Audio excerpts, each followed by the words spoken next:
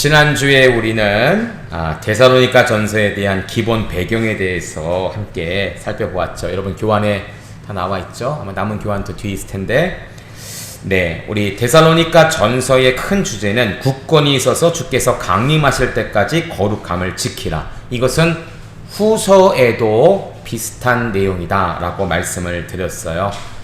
이게 데살로니가 지역에 3주밖에, 이제 최소 3주죠. 3주밖에 되지 않았지만 사도 바울이 열심히 말씀을 가르쳐서 이 지역에 교회가 세워지고 이 지역 안에 이 교회가 건강하게 성장이 되었지만 사도 바울이 갑자기 떠나는 바람에 남은 성도들과 교회를 향해서 위로하며 또 권면하며 또 주님의 강림 다시 오실 때를 잘못된 오류를 갖고 있는 것을 잡아주기 위해 이 서신서를 썼다라고 말씀을 드렸습니다.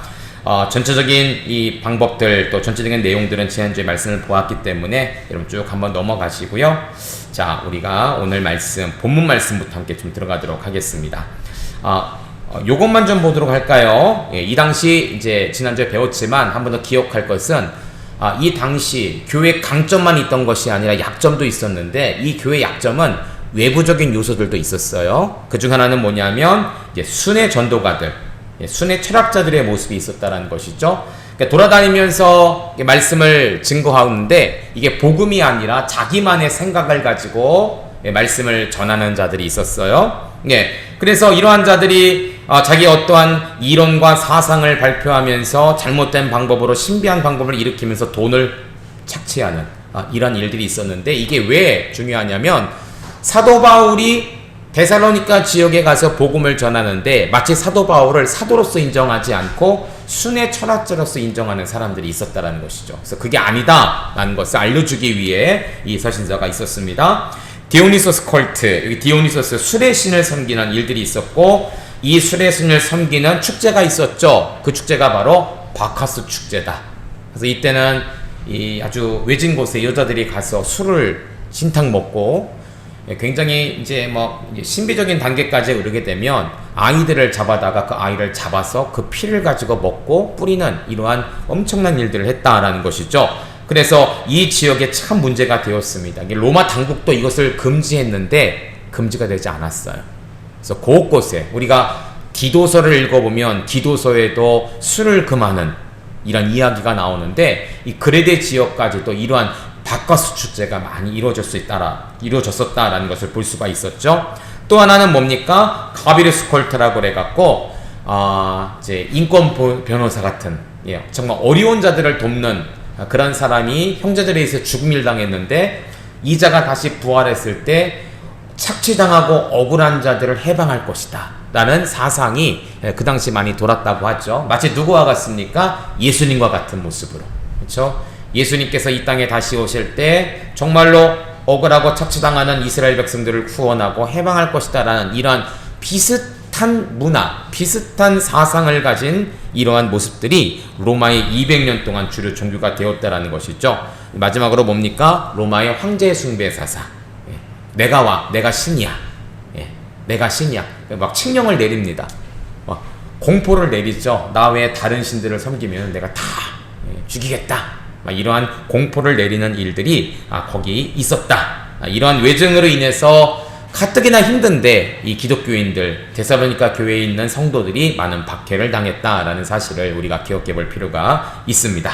자, 우리 함께 본문으로 들어가 볼게요.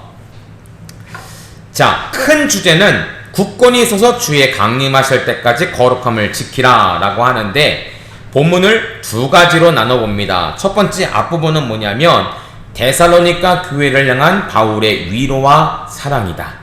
후반부는 뭐냐면 바울의 교훈이다 라고 볼 수가 있죠. 사도 바울의 서신서가 비슷하진 않지만 대부분은 큰 틀이 이렇습니다. 앞에서는 정체성, 뒤에서는 실습적인 부분. 그래서 우리가 옥중서신을 읽어봤을 때 다 그러지 않았습니까? 에베소서, 빌립보서, 골로새서 이런 것들이 성도로서 어떠한 삶을 살아야 될 것인가에 앞부분에 확 얘기를 해줘요. 뒷부분에는 실천, 남편들아, 자녀들아, 아비들아, 종들아, 상전들아 라고 이야기하면서 그것에 대해서 실천할 수 있는 부분에서 이야기를 합니다. 이 데살로니가서도 마찬가지예요. 앞부분은 정체성에 대해서 이야기하는데, 특별히 이 지역에 데살로니가 교회 성도들이 박해를 많이 받았기 때문에, 또 사도 바울이 급하게 떠나게 되었기 때문에 홀로 남겨졌거든요. 예, 그들을 위로하는 것이죠. 내가 너희를 여전히 사랑한다. 아비와 같은 심정으로 사랑한다. 유모가 자녀를 돌보듯이 사랑한다. 이러한 사랑의 마음을 끊임없이 이야기하면서 성도는 이렇게 살아야 돼 라는 정체성에서 이야기를 합니다. 후반부에는 이제 어떤 삶을 살아야 될 것인가에 대한 구체적인 교훈들이 나옵니다. 그래서 크게 두 부분으로 나눌 수 있다. 자, 오늘은 이 앞부분을 나갈 거예요. 자, 먼저 데살로니가 교회를 위한 바울의 격려입니다. 1장 1절부터 10절, 오늘 읽은 본문인데요. 함께 보겠습니다.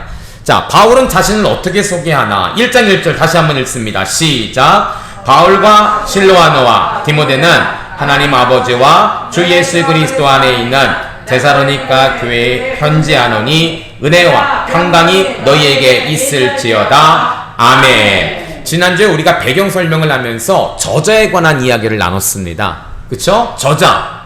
바울이 쓴 건 맞는데 오늘 여기 보니까 실로아노, 누구라고 했죠? 실라, 디모데, 세 사람의 이름을 이야기하면서 마치 공동 저작인 것처럼, 공동으로 쓴 이 편지처럼 쓰였는데 사실은 그게 아니라 사도 바울이 쓴 서신서다. 왜 이러한 사람들을 붙였다고 했죠? 증인의 역할이다. 이 순회 철학자들이 혼자 돌아다니면서 막 자기만의 철학을 막 얘기하는 거예요. 사람들의 돈을 얻기도 하는 거예요. 이게 잘못된 거죠. 사도 바울은 자기가 전하는 이 복음이, 하나님 나라에 대한 복음이 진짜다라는 사실을 마치 증인으로 불러서, 이 당시 증인은 둘 셋만 있으면 증인이 성립되거든요. 그래서 바울과 실라가 또 디모데가 서로 말씀을 전할 때에 실라와 디모데가 뭐라고 합니까? 이분의 이야기는 참된 것입니다. 내가 증인입니다. 라고 이야기하면서 사도 바울의 복음에 대한 증인의 역할을 한다는 사실이죠. 이 서신서를 전할 때도 마찬가지예요. 한 사람의 생각, 한 사람의 개인적인 철학이 아니라 실라와 디모데가 어떤 역할을 하는 거예요? 증인된 역할을 하는 거예요. 그래서 이 데살로니가 전서는 데살로니가 지역에 있는 사람들에게 보낸 이 편지는 진짜 하나님의 말씀입니다. 진짜 예수님의 복음입니다. 이것을 강조하기 위해, 이것을 증인 삼기 위해 이렇게 공동으로 이름을 줬다라는 것이죠. 근데 재미난 사실은요, 바울과 실로아노와 디모데라고 표현하면서 무엇을 빼먹냐? 자기의 사도적인 언급을 싹 빼버렸다라는 거예요. 자, 여러분 밑에 표가 나와 있죠? 빌립보서에는 자기를 뭐라고 표현하냐면 종으로 표현합니다. 고전, 고, 갈, 앱, 골, 김전, 디무. 에서는 자기를 뭐라고 표현하냐면 그리스도 예수의 사도다 라고 표현을 해요. 로마서와 디도서 같은 경우는 종이며 사도를 동시에 이야기합니다. 그런데 빌레몬서와 데살로니가 전후서는 종 혹은 사도에 대한 표현이 전혀 없다라는 것이죠. 없어요. 시간이 없어서 빼뜨린 것일까요? 일부러라는 것이죠. 왜 그랬을까? 여러분, 뒤에 원독자 의미를 제가 적어놨습니다. 3주 동안 복음을 전하고 쫓겨난 곳임에도 불구하고, 사도행전 17장에 우리가 지난주에 봤죠? 나와 있는데, 아니 이렇게 3주밖에 복음을 듣지 않았고, 비록 사도 바울이 급하게 쫓겨남을 당하는 일이 있음에도 불구하고 데살로니가 교회가 잘 성장하여 바울의 기쁨이 되었다라는 거예요. 그러니까 내가 종이야, 내가 사도야, 내가 목회자야 얘기할 필요가 있어요, 없어요? 전혀 없다라는 거예요. 이미 잘 성장하고 있어요.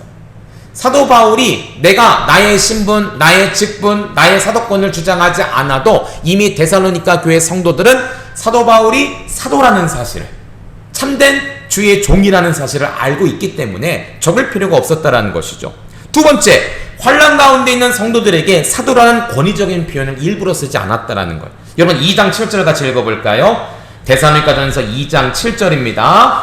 시작. 우리는 그리스도의 사도로서 마땅히 권위를 주장할 수 있으나 도리어 너희 가운데서 유순한 자같이 되어 유모가 자기를 자녀를 기름같이 하였으니 아멘. 이 당시 로마 황제가 신격화를 했어요. 자기의 권위를 엄청나게 주장을 했습니다. 로마의 군인들도 마찬가지죠. 그런 상황에서 사도 바울이 내가 사도야, 나의 권위를 인정해, 나의 권위를 순종해, 복종해 라고 말한다면 이게 반감이 생기는 거예요. 반감이. 그래서 어떻습니까? 사도라는 권위적인 것을 다 내려놓고 오히려 어떻게 해요? 온순하고 유순한 마음으로. 이것이 소중한 것이죠. 일부러 해요. 그래서 나는 사도다, 나는 권위가 있는 자다, 이것을 포기하고 마치 아비의 심정으로, 유모의 심정으로 이 데살로니가 교회의 성도들, 특히 박해를 당한다고 했잖아요. 박해를 당하는 자에게 유순하고 온순하게 다가갔다라는 거예요. 여러분, 저도 이제 군 생활을 좀 하다 보니까요, 군대가 그렇잖아요. 굉장히 명령 확 체계적인 거 있잖아요. 예. 저는 이제 공군을 나와서 좀 덜 하긴 한데 뭐 육군이나 해병대는 더 강할 것 같아요. 근데 저도 수많은 이제 뭐 이 고참들도 만나고 장교들도 만나고 훈련에서 만났는데 기억에 오래 남는 사람이 누구냐면 잘해줬던 사람이 남아요. 아주 못되게 한 사람들은요, 몸속에 뇌가 그런 것 같아요. 나쁘게 했던 것은 다 머릿속으로 바깥으로 밀어내더라고요. 기억이 안 나요. 그 사람 이름도 기억이 안 나고 얼굴도 기억이 안 나요. 그런데 굉장히 잘해줬던 선임이나 고참이나 장교들은 머리에 남아요. 그 사람의 행동, 그 사람의 말, 그 사람이 나와 함께했던 그러한 이야기, 조언들이 다 남아요. 왜 그렇습니까? 굉장히 권위적이고 굉장히 딱딱한 것에서 뭔가 나와 통하는 그 사람, 그 마음이 나를 건드린 거예요. 나를. 이게 중요한 거죠, 여러분들. 예전에 목사님들 어떻습니까? 그냥 권위적으로 카리스마를 가지고 막 그랬잖아요. 예배 시간 늦으면 저 뒤에 세워서 예배 드리게 하고 이런 그런 거 있으시죠? 그렇죠? 졸면 김무성 일어나 그러면서 막. 요즘은 안 그럽니다. 큰일 납니다. 그렇죠? 요즘은 카리스마가 바뀌었어요. 어떤 카리스마? 부드러운 카리스마, 친구와 같은 카리스마. 물론 영적인 권위는 같지만 그렇게 바뀌어버린 거예요. 사도바울이 안 거예요. 얼마나 로마 황제 군인들에게 얼마나 시달리고 그 명령 복종에 얼마나 시달렸으면 나는 그러지 말아야지. 나는 오히려 어미와 같은 심정으로, 유모와 같은 심정으로. 사도바울이 머리가 좋은 거예요. 그래서 작전을 잘 짠 거예요. 상처받고 아파하는 성도들에게 나도 이거 해야 돼, 저거 해야 돼, 그거 왜 못해, 이게 아니라 어머니와 같은 마음으로, 유모와 같은 마음으로, 마치 젖을 주는 어머니와 유모와 같은 마음으로 그들에게 뭔가를 좀 주고자, 그들을 좀 위로하고자 이렇게 표현을 했다라는 것이죠. 자, 원독자로 하여금 바울의 각별한 마음을 전한다. 아까 11절 읽었지만 우리 7절, 11절이죠. 읽었지만 7절에는 유모 같은 심정이지만 11절에는 뭐냐면 아버지가 자기 자녀에게 하듯이라는 마음으로 그렇게 표현하고 있습니다. 바울을 향한 원독자의 순조적인 마음을 칭찬하고 있다. 이렇게 사도 바울이 내가 종이다, 사도다 이걸 이야기하지 않아도 그렇게 잘 성장하고 있는 거예요. 보고만 해서 잘 견디고 있는 거예요.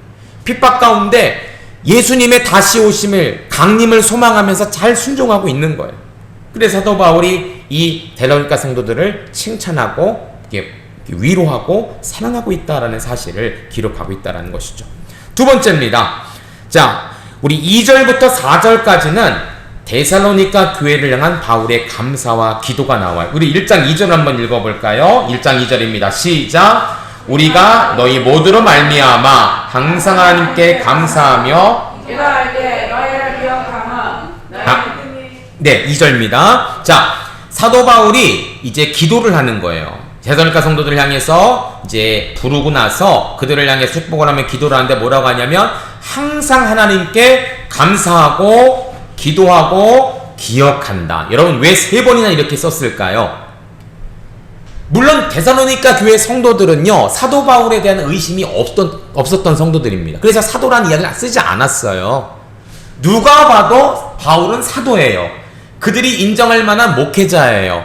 그러나 데살로니가 교회 성도들 가운데 마음에 아픔이 있었다라는 것이죠. 그게 뭐냐면 3주 정도 있다가 급하게 쫓겨남을 당하는데 그 소식에 대해서 제대로 알지 못하는 사람들이요, 마음속에 상처가 있었다라는 거예요.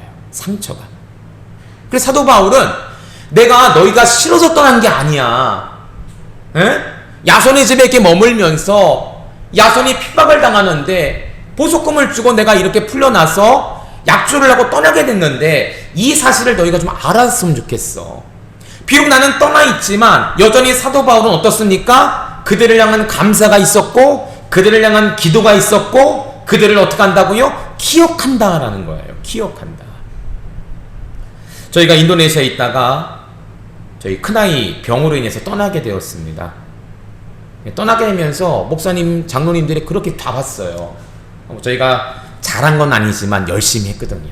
그래서 좋은 결과들이 많이 나오다 보니까 담임 목사님도 그렇고 장로님도 그렇고 굉장히 파격적인 조건을 좀 많이 제시하면서 남기를 원하셨어요. 근데 저희 그 당시 입장에서는 저희 아이의 생명이 위태하기 때문에 나올 수밖에 없었죠. 그래서 일일이 집사님들이나 또 저희가 뭐 교육부서에 있었으니까 교육부서 성도들과 일일이, 물론 깊이 마음이 통하는 분들에게는 자세히 말씀을 드렸지만 그렇지 않은 분들에게는요 급하게 나올 수밖에 없었습니다. 그래서 급하게 결정을 하고 저희가 1월 4일 날 나오게 되었거든요. 저희는 뭐 급하게 나와서 빨리 이제 아이를 치유하는 게 목적이니까 와서 아이 상태를 보고 또 그때 이제 개척도 했지만 여러 가지 사정이 있어서 그렇게 나오게 되었어요.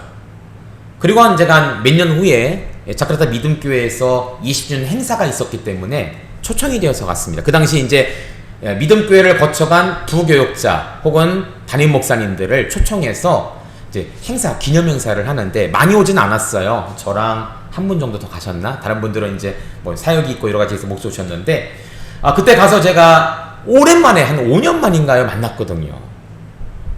그래서 그때 함께 교제하고 함께 친하게 보셨던 분들은 굉장히 반가워하시는데 교회 안에 가니까 분위기가 좀 다르더라고요.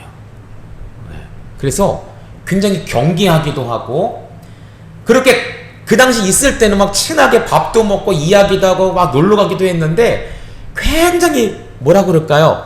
차가운 분위기? 네. 와서 목사님 이렇게 인사하는 게 아니라 안녕하세요, 잘 계셨죠? 이 정도라고 싹 사라져버리는? 왜 그럴까? 청년들도 그랬어요. 그 당시 청년들도 제가 청년부를 모집해갖고 막 빈민촌 가서 사역도 하고 이랬는데 굉장히 차가운 이 분위기, 냉랭한 분위기를 느낄 수가 있었습니다. 제가 그분들을 미워하는 것이 아니라 잘 몰랐기 때문에, 제가 나올 수밖에 없는, 급하게 나올 수밖에 없었던 그 이유를 자세히 모르시기 때문에 그렇게 하실 수밖에 없었더라고요. 충분히 이해가 됩니다. 저도 아마 그랬을 것 같아요. 사도 바울이 이거예요. 지금 내가 이렇게 정말 최선을 내서 복음을 전했는데 유대인들의 박해와 로마인들의 박해 때문에 급하게 떠날 수밖에 없었거든요. 일일이 다 이야기할 수가 없었어요. 그래서 일부는, 교회 중에 일부는 우리를 버리고 떠난 것이 아닌가라는 의구심을 갖는 사람들이 있었다라는 거예요. 냉랭하고 차가운 마음을 가진 사람이 있었다라는 거예요. 물론 그 사람들이 사도 바울의 권위를 인정하는 것이 아닙니다. 인정했어요. 그런데 뭔가 마음에 서운함이 있었다라는 것이죠. 사도 바울은 오늘 이렇게 얘기합니다. 내가 여전히 너에게 감사하고 너를 기도하고 너를 기억한다. 3번이나 강조하고 있는 거예요. 한 번도 너희를 잊지 않았어. 한 번도 너희를 떠나지 않았어. 얼굴은 떠났지만 내 마음은 여전히 너희에게 있어. 라는 사실을 밝히고 있는 거예요. 그러면서 무엇을 감사하고 무엇을 기도하고 있느냐? 여러분 1장 3절 4절 같이 읽습니다. 시작. 너희 믿음의 역사와 사랑의 수고와 우리 주 예수 그리스도에 대한 소망의 인내를 우리 하나님 아버지 앞에서 끊임없이 기억하미니 하나님의 사랑하심을 받은 형제들아 너희를 택하심을 아노라. 아멘. 사도 바울이 늘 데살로니가 교회 성도들을 위해 감사하고 또 그들을 위해 간절히 기도하고 또 그들을 통해 기억하고 있는 것이 무엇이냐? 첫째는 믿음의 역사다. 여러분 주일에 말씀을 들었죠? 믿음의 역사는 길이의 역사가 아니라는 거예요. 길이의 역사가 아니라는 거예요. 이 당시 데살로니가 교회 성도들은 교회가 개척된 이후에 오늘 사도 바울이 아덴을 거쳐서 고린도 지역에 도착해서 데살로니가서를 쓰는데 약 몇 년의 시간이 지났느냐? 3년밖에 되지 않았다라는 것이죠. 교회가 개척한 지 3년밖에 되지 않은 거예요. 아니 무슨 역사가 있어요? 3년인데 10년이 넘어가야죠. 50년, 100주년, 이 정도 돼야 전통 있는 교회도 아니겠습니까? 그런데 3년밖에 되지 않았어요. 그런데 사도 바울은 뭐라고 말하느냐? 역사가 있다라고 표현합니다. 이 역사는 뭐예요? 시간의 역사가 아니라 믿음의 역사예요. 3년밖에 되지 않았지만 교회의 연수는 짧지만 그들의 믿음은, 오늘 이들의 믿음이 어떤 믿음입니까? 박해와 시험을 인내하는, 견디는 믿음이었다라는 거예요. 아무리 긴 역사를 갖고 있다 할지라도 마귀와의 싸움에서 지는 교회라면 그 믿음의 역사는 짧은 것입니다. 그러나 3년밖에 되지 않은 이 데살로니가 교회라 할지라도 그들이 오늘 박해를 당하고 어려움을 당하고 시험을 당하지만 그것을 이겨내려고 무엇을 이기는 거예요? 믿음으로 이기는 거예요. 믿음으로. 사도 바울이 이 믿음의 역사를 보면서 이 데살로니가 교회 성도들을 얼마나 자랑스러워했을까? 얼마나 기뻐했을까? 이 믿음의 역사를 칭찬하고 있다는 것입니다. 두 번째, 사랑의 수고죠. 사랑의 수고. 사랑은 말이 아닙니다. 수고가 있어야 돼요. 행함이 있어야 돼요. 실천이 있어야 돼요. 여러분, 오늘날 교회들이 말씀으로 소문나는 교회도 있지만 또 하나는요, 이러한 봉사와 헌신을 통해 소문나는 교회도 있더라고요.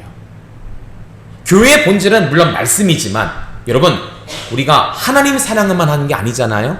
하나님 사랑과 함께 무엇을 해야 되죠? 이웃 사랑을 해야 돼요. 이게 건강한 교회예요. 이게 건강한 교회예요. 우리 믿음교회도 그런 교회가 되어야 됩니다. 말씀과 함께 섬길 수 있는, 봉사할 수 있는 그런 건강함이 있어야 되는데 데살로니가 교회는 그렇게 했다라는 거예요. 여러분, 초대교회가 왜 소문이 났죠? 왜 많은 자들이 모여서 그렇게 세례를 받고 막 회심의 역사가 일어났죠? 다른 건 아닙니다. 사도들의 예배, 사도들의 말씀과 함께 사도행전을 보니까 2장에 보니까 뭐라고 나옵니까? 그들이 함께 모여서 물건을 팔고 물건을 통용하고 모이기를 힘쓰고 집에서 떡을 떼며 하나님을 찬미하니 라고 나오면서 믿는 자의 수가 더하여졌다라고 표현하고 있습니다. 사도 바울이 야, 문 닫어, 다 문 걸어 잠궈, 자 아무도 못 들어오게, 자 우리끼리 은혜 받자, 말씀 이거야, 막 강해를 하고 풀었다면 절대 이런 일이 일어나지 않았을 것입니다. 말씀과 함께 어떤 일이 있었죠? 성도들이 자기의 것을 헌신했다라는 거예요. 자기의 것을 드렸다라는 거예요. 사랑의 수고. 오늘 이 데살로니가 교회도 말씀만 받고 들은 것이 아니라 이 사랑의 수고가 있었다라는 거예요. 그래서 소문나는 교회가 되었다라는 것이죠. 1장 3절에 뭐라고 합니까? 우리 주 예수 그리스도에 대한 소망의 인내가 있었다. 박해가고 시험이 오는데 아이고 내 인생은 끝이구나, 왜 우리가 이런 고통을 당해야 되나 원망하고 불평하는 것이 아니라 예수님에 대한 소망의 인내가 있었다. 이게 뭐예요? 주님께서 곧 다시 오신다. 여러분, 우리는 한 시간이 한 2000년 정도가 지났기 때문에 이제 후에 오실 것이다 라고 생각했지만 이 당시는요 정말로 예수님이 금방 오실 줄 알았어요. 금방. 사도 바울도 그렇게 표현할 때가 많았거든요. 곧 오신다. 금방 오신다. 내가 오늘 박해를 당하고 핍박을 당하고 사자의 뜯김이 된다 할지라도 주님은 오실 것이다. 곧 오실 것이다. 당장 오실 것이다. 이런 마음이 있었거든요. 이제 그것이 지금까지 쭉 이어지긴 했지만 이 당시는 예수님에 대한 소망의 인내, 내가 시험을 당하고 박해를 당해도 내가 인내할 수 있는 이유는 무엇이냐? 예수님에 대한 소망이 있기 때문이라는 거예요. 내가 오늘 당장 죽어도 예수님 곧 오시기 때문에 나를 통하여 어떡합니까? 부활의 영광스러운 모습으로 올려주실 것이라는 소망의 인내가 있었기 때문이라는 거예요. 1장 4절에 뭐라고 합니까? 너희가 하나님의 사랑하심을 받았고 택하심을 받았다. 사도 바울은 이러한 말씀을 가지고 늘 이 교회를 위해 기도하고 이것 때문에 감사하고 이것 때문에 그들을 기억하는 교회가 되었다라는 사실이죠. 여러분, 우리 교회도 이런 교회가 되지 않겠습니까? 그렇죠? 믿음의 역사, 사랑의 수고, 소망의 인내, 요 세 가지는 함께 좀 기억했으면 좋겠어요. 쉽잖아요. 더 간단히요? 믿음, 소망, 사랑 기억하시면 돼요. 저는 바울서천을 읽다 보면서 믿음, 소망, 사랑은 고린도전서 13장이면 나온 줄 알았어요. 그랬더니 사도 바울의 서신서에 곳곳에 나왔더라고요. 곳곳에. 우리가 이제 전서가 끝나면 후서를 나가는데 후서 1장에도요 믿음, 소망, 사랑이 또 나와요. 빌립보서에도 믿음, 소망이 나오죠. 사랑이 나오죠. 이 사도 바울의 가장 큰 신학 중에 하나는 믿음, 소망, 사랑 신학입니다. 요거 논문 써도 되겠더라고요. 굉장히 곳곳에 나와요. 그런데 강조하는 바가 다 달라요. 고린도서에는 이 고린도 교회 성도들이 워낙 가정 안에 다투고 이런 일이 많기 때문에 강조가 뭐예요? 그 중에 제일은 사랑이다. 그렇죠? 네. 이 데살로니가 같은 경우는 뭡니까? 박해를 당하기 때문에 무엇이 필요하느냐? 소망의 인내다. 다 주장하지만 교회별로 서신서별로 강조하는 바가 조금씩 달라요. 요거 공부해도 참 재밌을 것 같아요. 어찌되었던 넘어가도록 하겠습니다. 자, 왜 이런 것을 주었는가? 우리 1번부터 4번까지 같이 한번 읽어볼까요? 시작! 원독자에게 바울이 계속해서 데살로니가 성도들을 기억하며 그들과의 관계를 중요하게 생각하고 있음을 알려주기 위함이다. 원독자들은 고난과 박해 가운데서도 자신들이 믿음을 지키며 바르게 신앙생활하고 있다는 것을 확인하고 격려받게 되었을 것이다. 원독자들이 영적인 지도자와 하나님으로부터 버림받은 존재가 아닌 사랑과 관심 가운데 있다는 것을 확인하고 위로받았을 것이다. 원독자들이 계속해서 믿음의 역사와 사랑의 수고, 소망의 인내를 지키며 하나님의 택함과 사랑을 받는 성도들로 살아가도록 권면하기 위함이다. 아멘. 그렇죠, 여러분들. 군에 있을 때 요즘은 핸드폰 갖고 가는데 저희 때는 이 편지가 가장 유일한 그 수단 아니었겠습니까? 그래서 어머니에게 편지를 받으면 그게 참 위로가 돼요. 여기 뚝 떨어진 데서 참 저는 이 평택 주변에 안성 주변에 군부대가 그렇게 많고 아주 유명한 공군부대도 많은데 왜 그렇게 멀리 갔는지 모르겠어요. 하나님 또 뜻이겠죠. 진주 갔다가요, 대구 갔다가요, 포천으로 갔어요. 야, 이 지금 대한민국을 이렇게 올라갔어요. 네, 정말 지금 보면 곳곳에 공군부대도 많아요. 이 근처에 왜 그까지 갔을까? 하나님 뜻이겠죠. 그러니까 산속에서 800고지 산속에서 근무 쓰면요, 저 밑에 사람들이요, 요 깨알만처럼 보여요. 차들이 이렇게 장난감처럼 보여요. 그 하루 종일 근무 쓰면서 북한들을 지키는 것이 아니라 저 밑을 바라보면서 언제 나가나 쳐다보고 있었거든. 그런데 있으면서 유일한 낙이 뭐겠습니까? 편지예요, 편지. 그 편지 보면 참 엄마 생각도 나고 집 생각도 나고 집에 있는 내 방 생각도 나고 참 그리워요. 요즘은 그런 맛이 없어요. 그런 뭐라고 그러죠? 운치가 없어요. 요즘 핸드폰을 쓰기 때문에 참 편지가 유일한, 이 당시 데살로니가 교회 성도들이 그랬다라는 거예요. 혼조된 것 같고 목사님도 없는데 박해를 당하는데 사도 바울이 이 서신서를 딱 보내면서 읽으면서 얼마나 위로를 받았을까. 이 목적 때문에 썼다라는 사실이죠. 자, 아까 나오는 우리 믿음의 역사, 사랑의 수고, 소망의 인내는 아까 제가 설명을 했기 때문에 넘어가도록 하겠습니다. 이게 성경의 진리를 한번 볼까요? 믿음의 역사. 자, 성도는 복음으로 인해 변화되고 복음으로 영향을 주는 자이다. 사랑의 수고, 성도는 교회 가르침에 순종하고 어떻게 한다고요? 실천하는 것이다.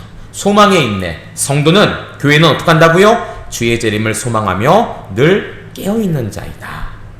여기 있는 말씀들은 여러분 나중에 한번 찾아보시면 이 믿음의 역사, 사랑의 수고, 소망의 인내에 대한 증거의 말씀을 잘 적어 놓았다라고 볼 수가 있습니다.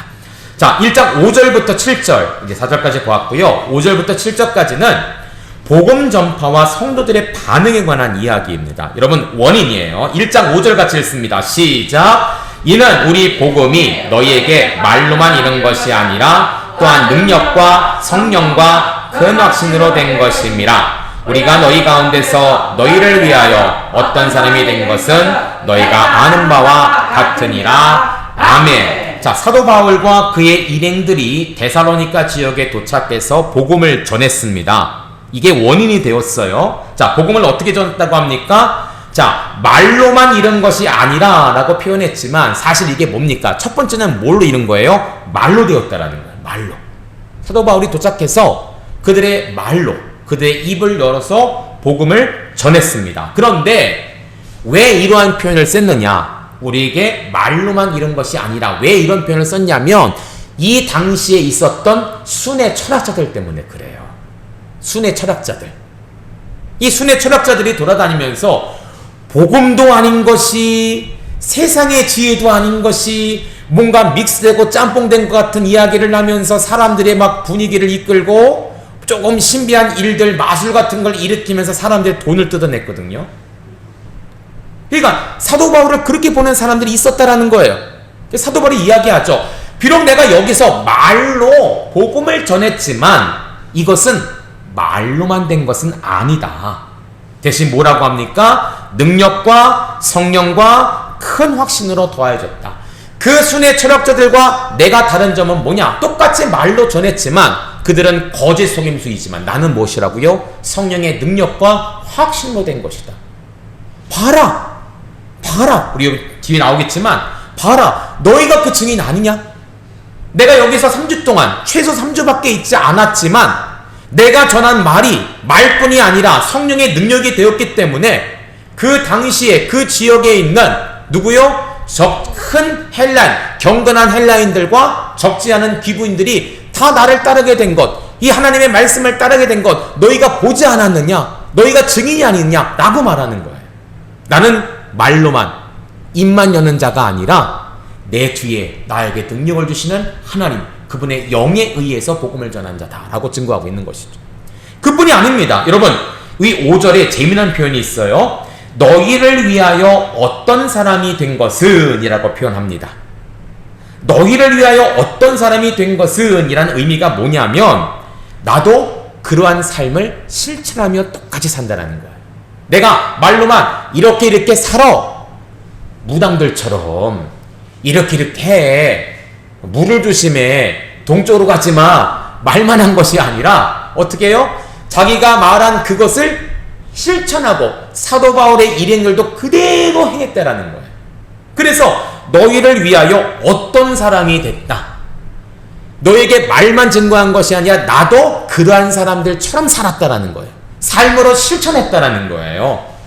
이게 사도 바울의 일행들의 복음 전파의 모습이었습니다. 그런데 놀라운 것은요, 이렇게 말로 전하고 성령의 확신으로 전하고 삶을 통해 실천하며 똑같이 복음을 전했는데 어떠한 결과가 있었는가? 6절과 7절 같이 읽습니다. 시작. 또 너희는 많은 환난 가운데서 성령의 기쁨으로 말씀을 받아 우리와 주를 본받은 자가 되었으니 그러므로 너희가 마게도냐와 아가에 있는 모든 믿는 자의 본이 되었느니라. 아멘. 우리가 데살로니가서를 먼저 본 이유가 있습니다. 우리 교회가 소문나는 교회가 돼야 되잖아요. 아멘. 그쵸? 우리 집사님 얘기 들어보니까 이 앞에 있는 택시기사들이 우리 믿음교회를 다 아신다고 하더라고요. 간판이 10년째 이상 붙어 있으니까 잘 아시겠죠. 근데 그 정도는 안 돼요, 여러분들. 이 정도 소문은 안 됩니다. 예.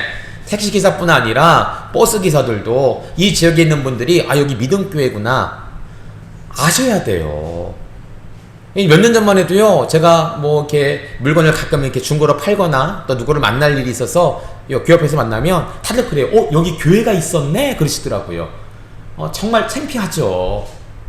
요즘 이게 건물들이요, 2층까지는 사람들의 시선이 가는데 3층 이상은 시선이 안 간대요. 상가들 보면. 그래서 높은 층에 간판을 건 교회들, 또 이 뭐 어떤 회사들은 잘 안 보인대요, 사람들이 시선이 그렇다고 하더라고요. 그래서 우리가 2층을 얻은 거예요. 3층이 안 보여서 여기 교회 있었네. 그래서 내가 막 속상하더라고요. 이게 언제부터 있었는데 지금 이런 얘기를 하나. 그래서 한 층을 내렸잖아요, 밑으로. 그래서 간판도 크게 똑같이 하고 이제 조금씩 아시는 것 같아요. 근데 그 정도 안 된다는 거예요. 이 데살로니가 교회가 소문난 것처럼 우리가 소문내야 되는데 그러기 위해선 배워야 되잖아요. 어떤 교회였는가?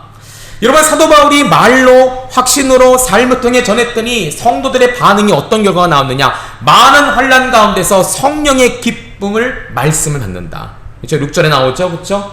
많은 환난 가운데서 성령의 기쁨으로 말씀을 받아 어떻게 된다고요? 우리와 같이 주를 본받는 자가 되었다. 사도 바울과 실라와 디모데처럼 주를 본받는 자가 되었어. 그래서 어떻게 됩니까? 모든 마게도냐와 아가야 지역에 있는 모든 믿는 자의 본이 되었다라고 표현하고 있습니다.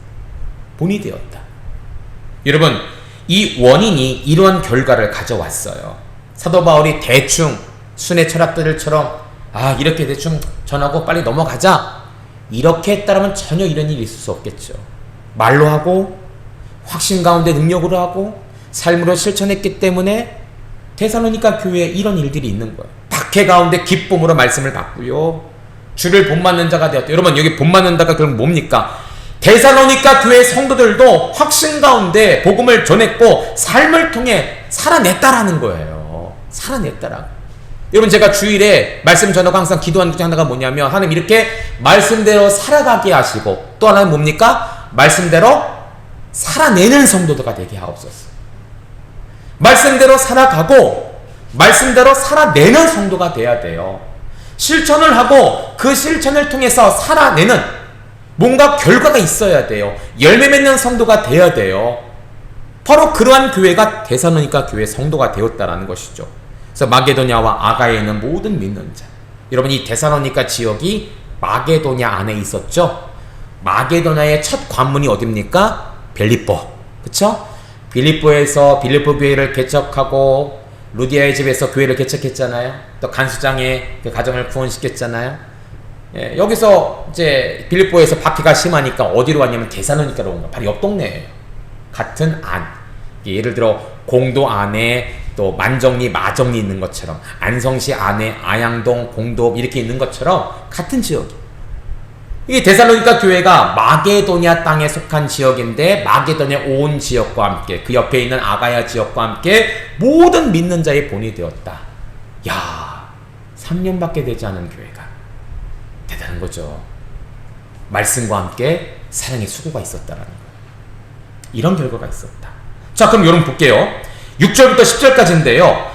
데살로니가 교회 성도들의 이 반응이 결과이기도 하지만 또 하나의 원인이 되었다라는 거예요. 여러분 6절과 7절 다시 한번 읽어볼게요. 시작. 또 너희는 많은 환난 가운데서 성령의 기쁨으로 말씀을 받아 우리와 주를 본받는 자가 되었으니 그러므로 너희가 마게도냐와 아가야에는 모든 믿는 자의 본이 되었느니라. 아멘. 자, 이렇게 말씀을 본받는 자가 되었고, 그리고 많은 자들에게 이렇게 주의 본받는, 또 많은 자에게 본받는 자가 되었는데, 이러한 것이 또 하나의 원인이 되어서 어떤 결과를 이뤄냈는가? 8절부터 10절 같이 읽습니다. 시작. 주의 말씀이 너희에게로부터 마게도냐와 아가야에만 들릴 뿐 아니라 하나님을 향하는 너희 믿음의 소문이 각처에 퍼졌으므로 우리는 아무 말할 것이 없노라. 그들이 우리에 대하여 스스로 말하기를 우리가 어떻게 너희 가운데 들어갔는지와 어떻게 우상을 버리고 하나님께 돌아와서 살아계시고 참되신 하나님을 섬기는지와 또 죽은 자들 가운데서 다시 살리신 그의 아들이 하늘로부터 강림하실 것이 너희가 어떻게 기다리는지를 아니 이는 장래 노하심에서 우리를 건지시는 예수이시니라. 아멘. 이 성도들의 반응, 사도들을 통해서 복음을 전했는데 그들의 이 반응을 통하여 우리가 이렇게 막 소문하는 교회가 되었다. 여기서 멈추지 않았어요. 이들의 반응이 또 하나의 원인이 되어서 교회의 소문이 되었다고 합니다. 이게 8절 10절이에요. 첫째는 뭡니까? 하나님을 향하는 너희의 믿음의 소문이 각처에 퍼지게 되었다. 마게도냐 아가야뿐 아니라 하나님을 향하는, 그러니까 교회들이 설립되고 혹은 교회들, 이 무리들이, 성도들의 무리들이 있는 모든 곳에 데살로니가 교회 성도들이 입소문이 나는 거예요. 야, 그렇게 박해 가운데 견뎌냈대. 3년밖에 되지 않은 교회인데 믿음의 역사가 있다고 칭찬받는 교회가 되었대. 그렇게 엄청난 박해 속에서도 소망의 인내를 가지고 견디고 있는 교회래. 이것이 모든 믿는 자에게 소문이 나는 교회가 되었다는 것이죠. 또 우리에 대하여 말하기를 우리가 어떻게 너희 가운데 들어갔는지. 여기 우리라는 것은요, 사도 바울의 일행들입니다. 바울과 실라와 디모데인데 우리라고 표현했지만 사실 이것은 무엇이냐? 믿음이 들어갔다라는 거예요. 믿음이. 우리의 믿음, 같은 믿음이 단순히 바울과 실라와 디모데가 데살로니가 지역에 딱 들어갔다, 그 지역에 도착했다, 이것을 의미하는 것이 아니라 바울과 실라와 디모데가 가진 그 믿음이 이제는 그 땅 가운데 전해지게 되었다라는 거예요. 여러분, 오지에 있는 아주 이 미개한 문명의 발달이 없는 곳에 선교사님들을 가서 복음을 전하잖아요. 그쵸? 그러면 선교사님만 그 땅에 들어간 것이 아니라 그 땅에 무엇이 들어갑니까? 일단은 선진 문물들이 들어갑니다. 의약, 의품, 이 약품들이 들어가겠죠. 학교가 세워지죠. 무엇보다 가장 중요한 복음이 들어가는 거예요. 그러니까 사도 바울 일행이 데살로니가 지역에 도착했다는 것은 몸만 도착하는 것이 아니라 사도 바울과 그 일행들이 가지고 있는 같은 믿음이 들어가는 거예요. 같은 복음이 들어가는 거예요. 바로 이거예요. 우리가 어떻게 너희 가운데 들어갔는지. 그리고 이런 것을 통해서 어떤 일이 없습니까? 우상을 버리는 일들이 있었다라는 것이죠. 여러분, 교회, 이 지역에 우상을 섬기는 자가 있었다라고 했었죠. 그들이 우상을 버리고 하나님께 돌아와 살아계시고 참되신 하나님을 섬기고, 그뿐이 아니에요. 결국은 뭡니까? 죽은 자 가운데서 다시 살리실 그의 아들이 하늘부터 강림하실 것을 기다리게 되었다. 예수님이 죽었다가 부활하시고 다시 오시는데, 나도 비록 죽는다 할지라도 다시 부활의 모습으로 살아나서 하나님과 함께 영광스러운 천국에 오를 것을 기대하며 소망하는 성도들이 되었다라는 사실이에요. 이게 중요합니다. 여러분, 오늘날 교회들이 많은 설교들이 쏟아져 나오는데 점점 사라져가고 있는 설교 중에 하나가 바로 회개 설교와 천국 설교예요. 저도 이렇게 따져보면 그렇구나라는 걸 생각할 때가 많습니다. 복 받을 수 있습니다. 고난을 이길 수 있습니다. 잘 될 수 있습니다. 이런 소문도 막 넘쳐나요. 거기에 아멘 하면서 사람들이 막 동조를 합니다. 물론 그것도 중요해요. 나쁘다는 게 아니에요. 그러나 그러한 말씀과 함께 균형을 잡기 위해서는 첫째 회개 설교가 있어야 돼요. 내가 죄인이라는 사실을 깨달아야 돼요. 여러분, 하나님의 복 모르는 사람이 어디 있겠어요? 하나님의 능력을 모르는 사람이 어디 있겠어요? 그런데 그러한 복과 그러한 능력을 받기 위해서는 어때요? 내가 깨끗해져야 돼요. 죄가 있는 곳에는 하나님 역사가 일어나지 않습니다. 그렇죠? 우리가 먼저 회개함을 받아야 돼요. 나를 예수님의 보혈로 깨끗하게 씻김을 받아야 돼요. 나의 모든 것을 다 비우고 비인 마음으로, 그렇죠? 심령이 가난한 모습으로. 마태복음 5장에 산산수훈에 여러분, 심령이 가난한 뜻이 뭐라고 했죠? 바짝 엎드리다. 정말 내가 의지할 일이 없는 일, 잡을 지푸라기도 없는 거예요. 그래서 하나님 앞에, 하나님 정말 나는 잡을 지푸라기도 없습니다. 일이 뭐예요? 0.001도 없습니다. 그냥 바짝 엎드려서 하나님 아니면 난 죽습니다. 이게 바로 심령이 가난한 거예요. 심령이 가난한 거예요. 그렇죠? 심령이 가난한 거예요. 우리의 모든 것을 비겁히 있는 거예요. 하나님은 그런 자들에게 임하시는 거예요. 회개 설교가 필요합니다. 또 하나는 천국 설교예요. 우리의 인생의 목적이 다 잘 사는 것에 맞춰져 있다니까요. 사도 바울은 한 번도 그렇게 말하지 않습니다. 항상 뭐라고 합니까? 부름의 상을 위하여 달려가느라, 우리에게 허락하신 면류관을 위해 경주하느라. 여러분, 그게 뭐예요? 천국 아니겠습니까? 이 땅에서 잘 먹고 잘 사는데 지옥 가면 그것만큼 불쌍한 인생이 없어요. 여러분, 우리는 천국 소망해야 됩니다. 우리 자녀들, 저희도 고3 부모잖아요. 작년에 고3 부모 끝나고 났더니 우리 김지혜 집사님이, 위나도 고3이었잖아요. 저한테 그러더라고요. 목사님, 2번은 못하겠어요. 그러더라고요. 집사님, 저는 2번 해야 돼요. 연년생을 해야 돼요. 우리 자녀 좋은 대학 가는 거, 저도 연락이 와요. 아빠 수시 써야 되는데 어디 있을까? 막 계획을 짜고 막 골치 아파요. 그런데 그것도 해야 되겠지만 우리 아이가 들어갈 문은, 대학의 문 중요합니다. 진짜 중요한 문은 뭐냐면 천국의 문이에요. 천국의 문. 저도 우리 성도님을 위해서 기도합니다. 하나님, 우리 성도를 잘 되게 해주세요. 사업 잘 되게 해주세요. 강건하게 해주세요. 기도하지만 제일 중요한 건 뭐냐면 하나님, 우리 성도들 한 사람도 떨어지지 않고 다 천국 가게 하옵소서. 천국에서 만나야 되잖아요, 여러분들. 나중에 저 밑에서 만나면 얼마나 부끄럽겠습니까? 그게 제가 될 수도 있어요, 여러분들. 그래서 우리는 천국을 소망해야 돼. 오늘 대사님과 교회 성도들은요, 무엇보다 이 예수님의 강림과 천국에서 가장 정말 애절했을 거예요. 왜? 박해를 당하니까. 오늘 죽을지 내일 죽을지, 언제 우리 교회가 무너질지 모르는데, 물론 말씀대로 순종하고 사랑의 수도권이 있지만 가장 중요한 것은 마라나타, 하나님 여기서 우리를 구원해 주세요. 다시 와서 우리의 눈물을 좀 닦아주세요. 오늘 당하는 핍박을 하나님 불쌍히 여겨주세요. 오늘 우리가 짓밟힘을 당하지만 내일은 저 천국에서 영광의 삶을 살게 해주세요.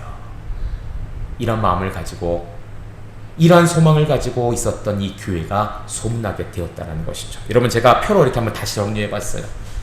사도 바울의 복음 전파가 성도들의 반응을 이끌었고, 이러한 성도들의 반응을 통해 결국은 교회가 소문이 나게 되었습니다. 여러분, 이게 중요해요. 아마 이게 가장 중요한 것. 이 데살로니가 전후서를 다 집약한 것이 바로 이것이 아닐까. 여러분, 우리도 복음 전파를 받았습니다. 목회자이던 여러분들의 먼저 믿었던 부모님들 간에, 또는 여러분들이 이전에 정말 처음 예수를 만났던 그 당시 누군가에 의해서 복음 전파를 들었을 거예요. 우리도 이제는 그런 삶을 사셔야 돼요.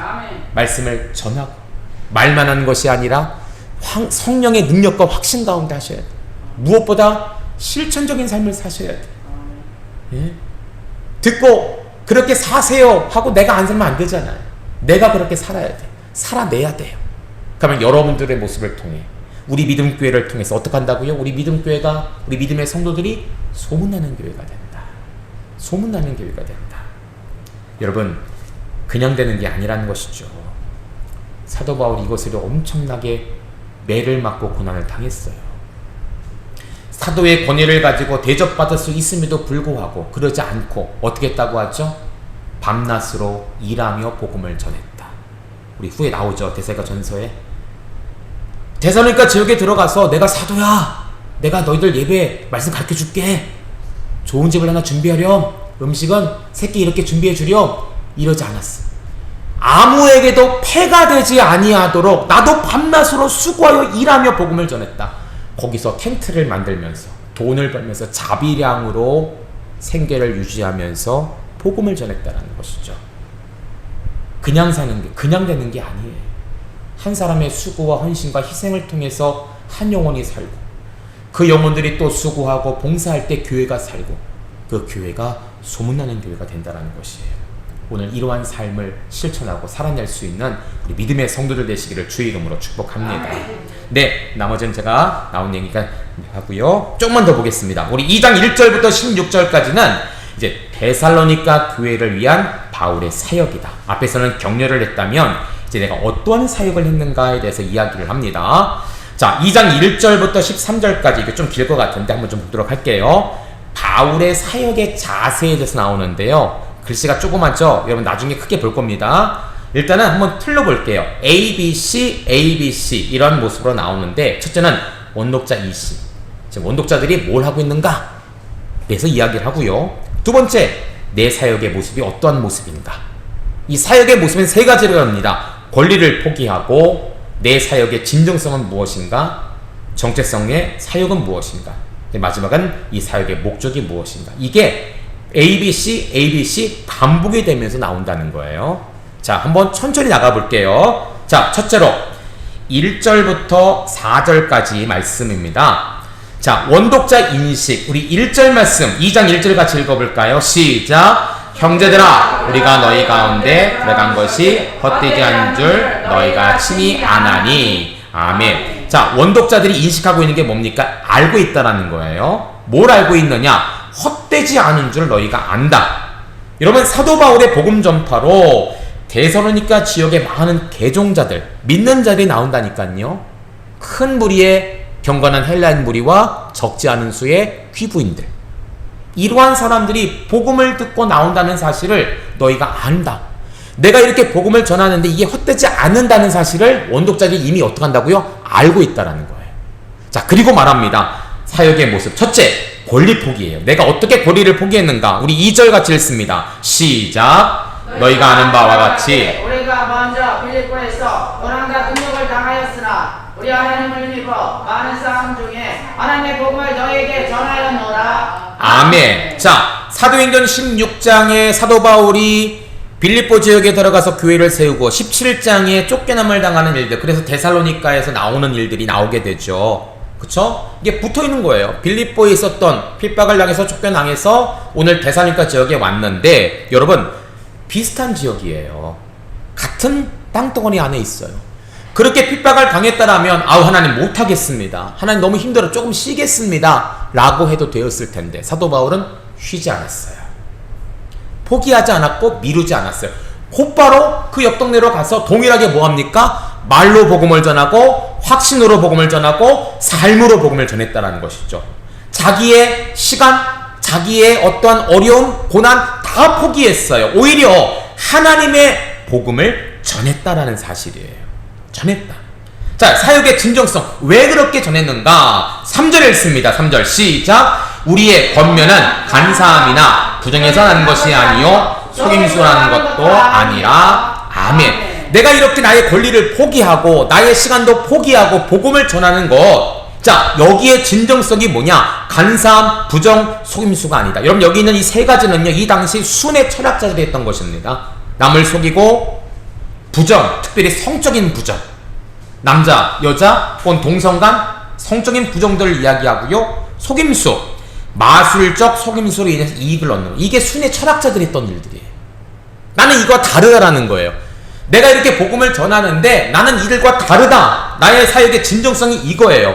오히려 나의 사역의 정체성이 무엇이냐. 우리 4절 우리 상반절까지 읽습니다. 시작. 오직 하나님께 옳게 여기심을 입어 복음을 위탁받았으니 아멘. 여기까지 보겠습니다. 여러분, 복음을 위탁받았다. 여기 위탁이란 단어가 피스튜데나이라고 합니다. 피스튜데나이. 근데 여러분, 이건 한번 암기하셔도 좋을 것 같아요. 우리 믿음교회잖아요. 믿음이라는 단어의 헬라어가 피스티스입니다. 한번 적어보세요. 호스티스처럼 피스티스라고 그래요. 피스티스. 이게 믿음이에요. 여러분, 갈라디아서 말씀 우리가 알죠? 성령의 9가지 열매가 있는데 거기에 피스티스가 들어있죠. 그게 뭡니까? 아시네요. 김선미 선생님. 제가 상조얘기했습니다. 잘 기억하시네. 충성이에요. 충성이 헬라어로 피스티스예요. 그러니까 우리 교회는 믿음교회이자 다른 의미 뭡니까? 충성교회. 진짜 그래요. 믿음이 있는 사람은 충성합니다. 충성스러운 사람은 믿음이 가요. 그래서 성경은 믿음과 충성이 같은 단어예요. 근데 여기 피스튜데나이, 이게 바로 피스티스에 나온 거예요. 여러분, 하나님은 어떤 사람에게 복을 맡길까요? 충성된 사람, 믿음직한 사람이 맡기는 거예요. 그러니까 사도 바울은 나의 정체성에 대해서 나는 순회 철학자와는 달리 이런 것들을 안 하고 대신 하나님이 어떻게 하냐고요? 나를 위탁하셨다. 믿기 때문에 위탁하시는 거예요. 오늘날 이 사회복지단체에 위탁기관이 많죠? 왜 위탁하겠습니까? 믿음만 하니까. 거기에 어떤 재정 상태가 투명하고 사역들이 잘 되고 있으니까 위탁해서 뭔가를 지불을 하고 지원을 해서 하는 거예요. 사도 바울이 나는 순회 철학자와는 달리 하나님의 믿음직한 사람이기 때문에 하나님께 그 복음을 위탁받은 자다라는 사실을 알려주고 있는 것이죠. 왜 그렇게 했느냐? 사역의 목적이 뭐냐? 2장 4절 같이 읽습니다. 시작. 오직 하나님께 옳게 여기심을 입어 복음을 위탁받았으니 우리가 이와 같이 말함은 사람을 기쁘게 하람이 아니요 오직 우리 마음을 감찰하시는 하나님을 기쁘시게 함이니라. 아멘. 이게 목적이에요. 너희가 아는데 뭘 안다고요? 내가 이렇게 나의 권리를 포기하고 순회 철학자는 달리 내가 정말 하나님께 믿음직한 사람이 되어서 이렇게 복음을 전하는 이유는 무엇이냐? 바로 사람을 기쁘게 함이 아니라 누구를 기쁘게 하기 위해서라고요? 하나님을 기쁘시게 하기 위함이다. 이렇게 복음을 전하고 있는 사도 바울의 사역에 대해서 이야기를 하죠.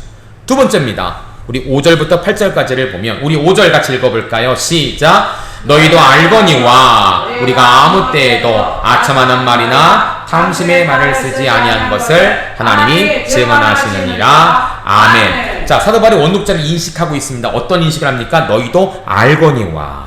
자, 뭘 안다라는 거예요? 6절과 7절 같이 읽습니다. 시작. 또한 우리는 너희에게든지 다른 이에게서든지 사람에게서든지 영광을 구하지 아니하였노라. 우리는 그리스도의 사도로서 마땅히 권위를 주장할 수 있으나 도리어 너희 가운데서 유순한같이 되어 유모가 자기 자녀를 기름같이 하였으니 아멘. 자, 권리 포기. 사도로서 자기의 권리를 주장할 수 있었지만 포기하고 오히려 어떤 자가 되었다고요? 유순한 자가 되었다. 유순한 자. 그렇죠? 유순한 자. 존경받는 많은 역사를 일으키는 하나님의 종인데 나를 섬겨, 나에게 잘해줘, 이게 아니라 오히려 내가 나를 낮추는, 누구처럼요? 예수님처럼 유순한 자가 되어서 그들을 섬기는 모습이 되었다는 사역의 진정성. 그리고 5절 하반절에 6절에 나왔지만 아첨하는 말, 탐심의 탈 쓰지 않고 사람에게 영광을 구하지 않았다라는 것이죠. 정체성, 어떻게 복음을 전했다고요? 유모가 자기 자녀를 기름같이 사역하였다. 그러면 여기 유모라는 말을 썼지만 사실은 자녀를 위해 희생하는 어머니를 뜻합니다. 어머니. 그렇죠? 그러니까 사도 바울이 데살로니가 교회 성도들을 위해서 마치 무엇처럼 내가 엄마야. 너희는 내 자녀야. 영적인 자녀야. 어찌게 엄마가 자녀를 버릴 수 있겠냐? 어떻게 엄마가 자녀들을 함부로 할 수 있겠느냐? 예? 나는 너희 어머니와 같은 유모 같은 심정으로 너희를 사랑하고 복음을 전하고 사역을 한다라고 말하고 있는 것입니다. 자, 자, 왜 이렇게 했는가? 우리 8절 읽습니다. 시작. 우리가 이같이 너희를 사모하여 하나님의 복음뿐 아니라 우리의 목숨까지도 너희에게 주기를 기뻐함은 너희가 우리의 사랑하는 자가 됩니다. 아멘. 왜 이렇게 사역을 했느냐? 너희가 우리의 사랑하는 자가 되기 때문이다. 너희를 사모하여 복음뿐 아니라 우리 목숨까지 너에게 기뻐함은, 내 생명까지도 어머니와 같이 그렇게 기뻐함은, 이 사람을 위해서 사도 바울은 사역을 했다라는 거예요. 여러분, 이사야 43장 4절에 내가 내 눈에 보배롭고 존귀하여 내가 너를 사랑하였다. 똑같은 거예요. 대사로니가 교회 성도들을 보배롭고 존귀하게 여겨서 사랑했다라는 표현을 쓰고 있는 것이죠. 자, 마지막입니다. 자, 9절부터 12절까지 말씀이에요. 원독자 인식자 9절 읽습니다. 시작. 형제들아, 우리의 수고와 애쓴 것을 너희가 기억하리니 너희 아무에게도 폐를 끼치지 아니하려고 밤낮으로 일하면서 너희에게 하나님의 복음을 전파하였노라. 아멘. 원독자 인식, 너희가 기억한다. 뭘 기억한다라는 거예요? 사도 바울이 수고하고 애쓴 것을 기억하는데 그게 뭐냐는 것이죠. 여러분, 권리폭입니다. 사역의 모습 9절입니다. 9절 시작. 형제들아, 우리의 수고와 애쓴 것을 너희가 기억하려니 너희 아무에게든지 폐를 끼치지 아니하려고 밤낮으로 일하면서 너희에게 전하였노라. 아멘. 폐를 끼치지 아니하고 밤낮 일하면서 복음을 전했다. 텐트메이커 역할을 했다라는 것이죠. 대접받지 않았고 오히려 자비랑으로 이 일을 해냈다라는, 나의 손으로 했다라는. 여러분, 4장 11절에 보니까 조용히 자기 일을 하고 너희 손으로 일하기를 힘쓰라 라고 말합니다. 사도 바울이 이 당시 이 데살로니가 지역에 게으름이란 약점이 있었거든요. 사람들이 게을러요. 그 사도 바울이 당당하게 얘기합니다. 나도 사도임에도 불구하고 나의 권리를 포기하고 내 손으로 수고하여 복음을 전하였는데 왜 너희는 하지 않느냐? 당당히 말할 수 있겠죠? 자기가 그런 삶을 살았으니까. 그렇죠? 이야기하는 거예요. 너희 손으로 수고하여 일하기를 힘쓰라. 사역의 진정성입니다. 10절 읽습니다. 시작. 우리가 너희 믿는 자들을 향하여 어떻게 거룩하고 옳고 흠없이 행하였는지 대하여 너희가 증인이요 하나님도 그러하도다. 아멘. 너희가 증인, 하나님도 그러하도다. 두세 명의 증인을 불러일으키는 것이죠. 이건 확실한 거예요. 나의 사역의 진정성은 거룩하고 옳고 흠이 없다. 자, 사역의 정체성입니다. 11절 읽습니다. 시작. 너희도 아는 바와 같이 우리가 너희 각 사람에게 아버지가 자기 자녀에게 권면하고 위로하고 경계하노니. 아멘. 자, 앞에서는 여러분 유모와 같이, 어머니와 같이 이렇게 표현했는데 여기서는 아버지라고 표현합니다. 왜 그랬을까요? 균형을 맞추기 위해서. 그게 아니라 아버지는 어떤 역할을 합니까? 잘못된 신앙을 바르게 깨닫게 하는 역할을 하는 거예요. 사도 바울은 이 데살로니가 교회 성도들을 얼마나 사랑하는지 유모처럼 어머니처럼 사랑하지만 그게 다가 아니라는 것이죠. 잘못된 것에 대해서는 아버지가 자기 자녀를 호되게 훈계하듯이 아버지와 같은 모습으로도 사역을 했다라는 거예요. 왜 그랬는가? 사역의 목적입니다. 12절 같이 읽습니다. 시작. 이는 너희를 부르사 자기의 나라와 영광에 이르게 하시는 하나님께 합당히 행하게 하려 함이라. 아멘. 사도 바울이 왜 그렇게 애썼는가? 밤낮 일하면서 복음을 왜 전했는가? 자녀 아이에게 아버지처럼 왜 그렇게 사역을 했냐면 이 데살로니가 교회 성도들이 합당한 하나님의 백성이 되게 하기 위해 이러한 사역을 했다라는 것입니다. 이게 1절부터 12절까지의 사역의 모습이에요. 여러분, 왜 이러한 사역의 자세를 이야기했을까? 우리 네 가지네요. 같이 한번 읽어볼까요? 시작. 원독자들에게 자신이 참 복음을 전하는 사역자이듯 원독자들이 받은 복음 또한 참된 것임을 강조하고 있다. 원독자들에게 순회 철학자들의 방법, 간사, 부정, 속임수와는 달리 바울은 참 진린 복음을 전하는 자임을 알게 하려 한다. 비록 바울은 갑자기 떠나게 되었지만 데살로니가 교회와 성도들을 복음을 양육하는 어머니와 교훈과 훈계로 양육하는 아버지로서 여전히 사랑하고 있음을 밝히고 있다. 매임이 없도록 폐를 끼치지 않고 자기 손으로 일하며 사역하기를 권면하고 있다 라고 볼 수가 있습니다. 그렇죠, 여러분들? 아버지처럼 어머니처럼 여전히 사랑하고 내가 전하는 것은 순회 철학자들의 이야기와는 달리 참 진리이다. 무엇보다도 너희의 게으름을 없애기 위해 나도 그렇게 일하는데 너희도 일해야 되지 않겠는가? 이것을 권면하기 위해 이 복음서를 썼다라는 것이죠. 성경적 진리입니다. 교회는 참 진리인 복음을 듣고 전하는 자가 되어야 한다. 사도 바울이 했던 것처럼 이 사역의 모습을 보여줬던 이유가 뭐예요? 너희도 그렇게 살라는 거예요. 당신들도 그렇게 살아야 됩니다. 왜 내가 나의 권리를 포기하고 했겠습니까? 왜 내가 대접받을 수 있는 권리를 포기하고 일하며 하겠습니까? 다 여러분들을 위해서입니다. 여러분들의 교회를 위해서입니다. 이제 여러분들 그렇게 하셔야 된다는 거예요. 여러분들의 교회가 그렇게 하셔야 된다는 것이죠. 여러분들과 여러분들의 교회가 복음을 전하는 자들, 복음을 전하는 가정, 혹은 복음을 전하는 지역에 이러한 결과가 나타날 수 있도록 내가 해놓은 것처럼 당신들도 행하십시오. 이것 때문에 자기의 사역의 자세에 대해서 이야기하고 있다라고 볼 수가 있는 것입니다. 자, 이제 함께 기도하고 말씀을 좀 마치려고 하겠습니다. 우리 2장 1절 13절에 여러 가지 호칭들이 나오는데요. 간단히 표현하면 그렇습니다. 내가 여전히 너희를 사랑하고 있다.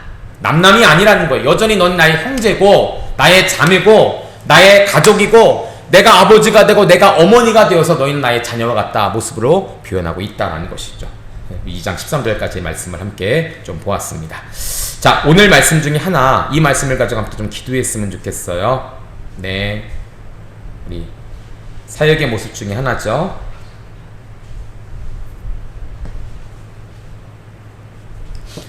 자, 우리 5절부터 8절까지 중에서 사도 바울이 이렇게 이렇게 애쓴 이유가 뭐냐면 사랑하는 자가 되기 위해서다라는 것이에요. 여러분, 예수님도 그렇지 않습니까? 왜 십자가를 지셨을까요? 왜 보혈을 흘려주셨을까요?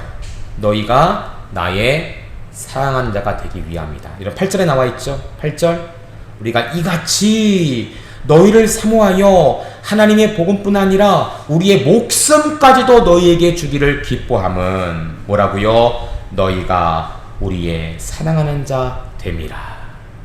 사도 바울이 데살로니가 교회 성도들 향해 썼는데 이것을 예수님의 말씀으로 적용해도 똑같다라는 거예요. 내가 이같이 너를 삼하여 하나님의 복음뿐 아니라 나의 목숨까지도 너희에게 주기를 기뻐함은 뭡니까? 너가 나의 사랑하는 자가 됨이라. 예수님으로 비유해도 적용해도 똑같은 말씀이 되는 거예요. 사도 바울은 예수님의 심정을 가지고 성도와 교회를 사랑했다는 것이죠. 내가 그렇게 구원받은 것처럼 나도 당신들을 사랑합니다. 여러분, 우리가 복음을 전하고 전도해야 될 텐데 화려한 말, 머릿속에 저장된 복음의 진리에 기록된 대본들, 이것도 중요하지만 여러분, 제일 중요한 것은요, 사도 바울의 마음이에요. 예수님의 마음이에요. 그냥 한 사람 데려다가 교회에 앉히는 것이 중요한 것이 아니라 그 영혼을 사랑하는 마음이 있어야 된다는 것이죠. 왜 사도 바울은 자신의 목숨까지 주기를 기뻐한다고 합니까? 너가 나의 사랑이기 때문이라고 하는 거예요. 왜 예수님은 십자가에 달려 죽으시면서 그 목숨을 버리셨다고 합니까? 너가 나의 사랑이기 때문이라는 것이죠. 여러분, 복음을 전하고 전도할 때 그 사람을 정말로 사랑하시기를 바랍니다. 우리가 맛있는 거 많이 사주고요, 좋은 것 많이 해주고 많이 도움 주는 것도 중요하지만 진짜 중요한 것은요, 그 사람이, 저 사람이 나를 사랑하고 있어, 저 사람이 나를 좋아하고 있어, 이런 마음이 있을 때 그분은 하나님께로 교회로 올 수가 있는 거예요. 사도 바울은 그 영혼을 위해, 그 교회를 위해 내 목숨 주기를 기뻐한다고 하지 않습니까? 여러분, 이러한 마음, 이러한 중심이 우리 가운데 있을 때 바로 여기에 전도의 역사, 복음의 역사는 일어나게 될 줄 믿습니다. 반드시 오늘 이 말씀을 통해 하나님, 내가 전도하고자 하는, 내가 복음을 전하고자 하는 그 영혼을 사랑하게 해주세요. 정말로 사랑하게 해주세요. 목숨까지라도 기뻐한다고 했는데 내 시간, 내 물질, 내 헌신 정말 바쳐가면서 사랑하며 애쓰는 성도와 교회가 되게 해주세요. 또 우리 기도할 수 있는 믿음의 성도들 되시기를 축복합니다. 기도하겠습니다. 하나님 아버지, 감사합니다. 오늘 1장과 2장의 말씀을 통해서 사도 바울의 사역, 그 결과 그리고 성도들의 변화를 통해 어떠한 복음의 확장이 일어났는지에 대해서 함께 말씀을 나눴습니다.